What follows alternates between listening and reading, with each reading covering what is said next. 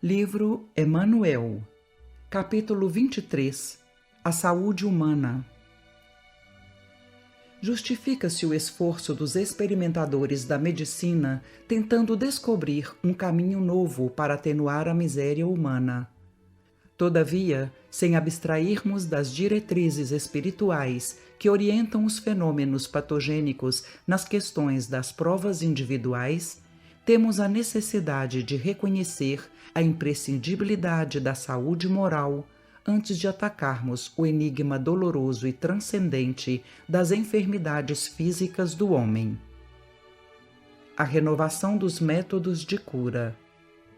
Em todos os séculos tem-se estudado o problema da saúde humana. Até a metade do século XVIII, admitia-se plenamente a medicina da Idade Média, que, por sua vez, representava quase integralmente o mesmo processo de cura dos egípcios na Antiguidade. Todas as moléstias eram atribuídas à vacilação dos humores, baseando-se a maior parte dos métodos terapêuticos na sangria e nas substâncias purgativas.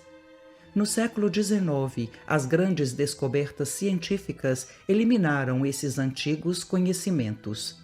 Os aparelhos de laboratório, perquirindo o mundo obscuro e vastíssimo da microbiologia, as novas teses anatomopatológicas, apresentadas pelos estudiosos do assunto, estabelecem com a severidade das análises que as moléstias residem na modificação das partes sólidas do organismo, abandonando-se a teoria da alteração dos humores. Os médicos esqueceram, então, o estudo dos líquidos viciados do corpo, concentrando atenções e pesquisas na lesão orgânica, criando novos métodos de cura. Os problemas clínicos inquietantes. Não obstante a nobreza e a sublimidade da missão de quantos se entregam ao sagrado labor de aliviar as amarguras alheias aí no mundo, reconhecemos que muitos estudiosos perdem um tempo precioso mergulhados na discussão de mesquinhas rivalidades profissionais, quando não se acham atolados no pântano dos interesses exclusivistas e particulares, desconhecendo a grandiosidade espiritual do seu sacerdócio.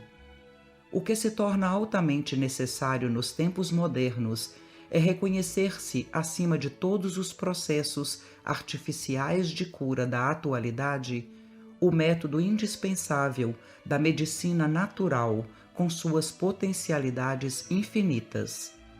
Analisando-se todos os descobrimentos notáveis dos sistemas terapêuticos dos vossos dias, orientados pelas doutrinas mais avançadas, em virtude dos novos conhecimentos humanos com respeito à bacteriologia, à biologia, à química, etc., reconhecemos que, com exceção da cirurgia, que teve com Ambroise Paré e outros inteligentes cirurgiões de guerra o mais amplo dos desenvolvimentos, pouco tem adiantado os homens na solução dos problemas da cura dentro dos dispositivos da medicina artificial por eles inventada.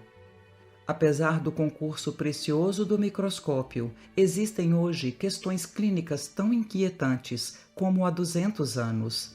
Os progressos regulares que se verificam na questão angustiosíssima do câncer e da lepra, da tuberculose e de outras enfermidades contagiosas, não foram além das medidas preconizadas pela medicina natural, baseadas na profilaxia e na higiene. Os investigadores puderam vislumbrar o mundo microbiano, sem saber eliminá-lo. Se foi possível devassar o mistério da natureza, a mentalidade humana ainda não conseguiu apreender o mecanismo das suas leis. É que os estudiosos, com poucas exceções, se satisfazem com o mundo aparente das formas, demorando-se nas expressões exteriores, incapazes de uma excursão espiritual no domínio das origens profundas. Sondam os fenômenos sem lhes auscultarem as causas divinas. Medicina espiritual. A saúde humana nunca será o produto de comprimidos, de anestésicos, de soros, de alimentação artificialíssima. O homem terá de voltar os olhos para a terapêutica natural que reside em si mesmo, na sua personalidade e no seu meio ambiente. Há necessidade, nos tempos atuais, de se extinguirem os absurdos da fisiologia dirigida. A medicina precisa criar os processos naturais de equilíbrio psíquico, em cujo organismo, se bem que remoto para suas atividades anatômicas, se localizam todas as causas dos fenômenos orgânicos tangíveis. A medicina do futuro terá de ser eminentemente espiritual, posição difícil de ser atualmente alcançada em razão da febre maldita do ouro. Mas os apóstolos dessas realidades grandiosas não tardarão a surgir nos horizontes acadêmicos do mundo, testemunhando o novo ciclo evolutivo da humanidade. O estado precário da saúde dos homens, nos dias que passam, tem o seu ascendente na longa série de abusos individuais e coletivos das criaturas, desviadas da lei sábia e justa da natureza.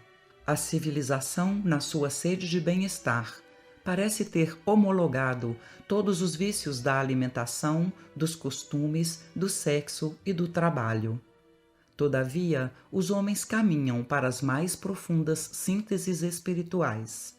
A máquina que estabeleceu tanta miséria no mundo, suprimindo o operário e intensificando a facilidade da produção, há de trazer igualmente uma nova concepção da civilização que multiplicou os requintes do gosto humano, complicando os problemas de saúde. Há de ensinar às criaturas a maneira de viverem em harmonia com a natureza. O mundo marcha para a síntese. Marcha-se para a síntese e não deve causar surpresa a ninguém a minha assertiva de que não vos achais na época em que a ciência prática da vida vos ensinará o método do equilíbrio perfeito em matéria de saúde. Os corpos humanos serão alimentados segundo as suas necessidades especiais, sem dispêndio excessivo de energias orgânicas. As proteínas, os hidratos de carbono e as gorduras, que constituem as matérias-primas para a produção de calorias necessárias à conservação do vosso corpo e que representam o celeiro das economias físicas do vosso organismo, não serão tomados de maneira a prejudicar-se o metabolismo, estabelecendo-se desta forma uma harmonia perfeita no complexo celular da vossa personalidade tangível, harmonia essa que perdurará até o fenômeno da desencarnação. Mas todas essas exposições objetivam a necessidade de aplicarmos largamente as nossas possibilidades na solução dos problemas humanos para a melhoria do futuro. É verdade que por muito tempo ainda teremos em oposição ao nosso idealismo a questão do interesse e do dinheiro, porém trabalhemos confiantes na misericórdia divina. Emprestemos o nosso concurso a todas as iniciativas que nobilitem o penoso esforço das coletividades humanas, e não olvidemos que todo bem praticado reverterá em benefício da nossa própria individualidade. Trabalhemos sempre com o pensamento voltado para Jesus, reconhecendo que a preguiça, a suscetibilidade e a impaciência nunca foram atributos das almas desassombradas e valorosas.